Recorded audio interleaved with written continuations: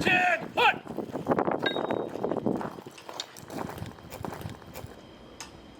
Piper, by your command! Piper, default. Harry! Quick, ha!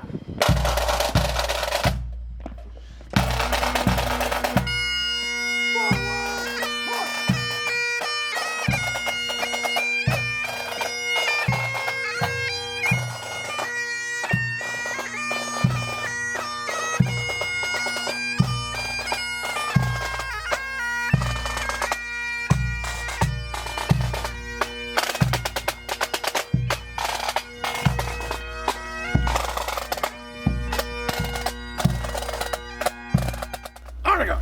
10, hut! Prepare!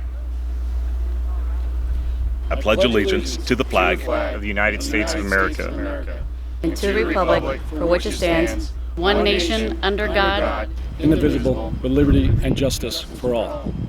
September 11th, 2001. 19 years ago today, the world as we knew it changed. What once formed the iconic New York skyline would become one of the worst American tragedies. In the early morning hours, 19 terrorists hijacked 4 commercial planes. 2 would impact the north and south towers of the World Trade Center.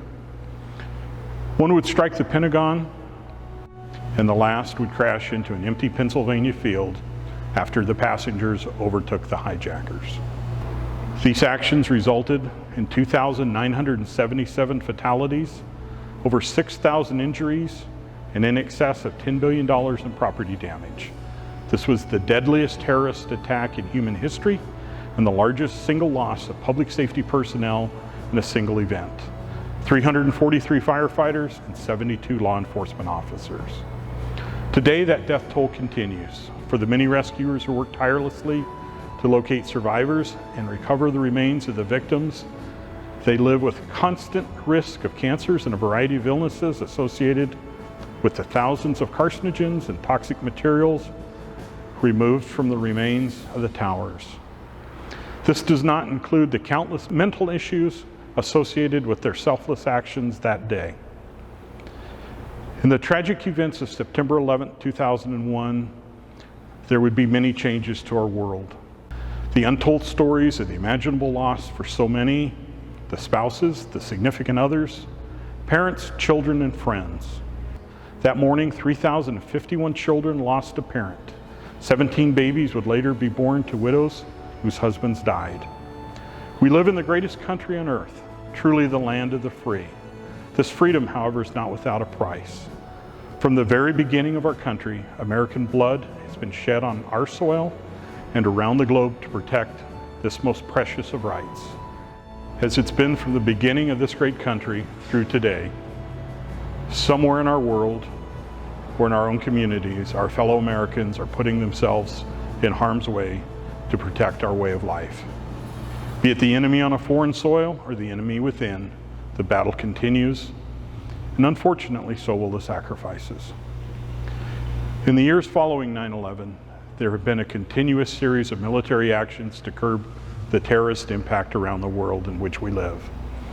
In the countries of Iraq, Afghanistan, Pakistan, more than 8,000 American military troops have lost their lives, and an estimated 53,000 have suffered unimaginable injuries. Freedom is not free. I have a real concern that part of our society wants to sterilize history. Erase the tragic events of 9/11. We shouldn't erase the ugly parts of history. We need to share the sacrifices that many have made to protect our way of life. We need to teach this part of our history to the nation's youth so they may appreciate and understand that freedom comes with a price. In the days and the weeks after the events of September 11th, America was a country united for a common cause. Well, it seems impossible to believe you couldn't buy an American flag because they were all sold out. It was an amazing sight. Every street was lined with houses flying our flag. For a short time, America was one. As Americans, we watched the daily funeral processions of firefighters and police officers as their remains were laid to rest. There was the constant mournful sound of bagpipes and the bells that would toll for the lost. So why are we here today? 19 years ago, in the days and weeks following these horrible events, we promised we would never forget.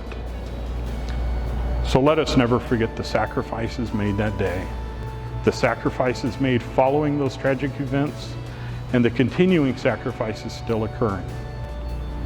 Please join me in remembering those who were lost that morning, their families, and remember those that have been lost from the illnesses and diseases that came from the rescue and recovery activities.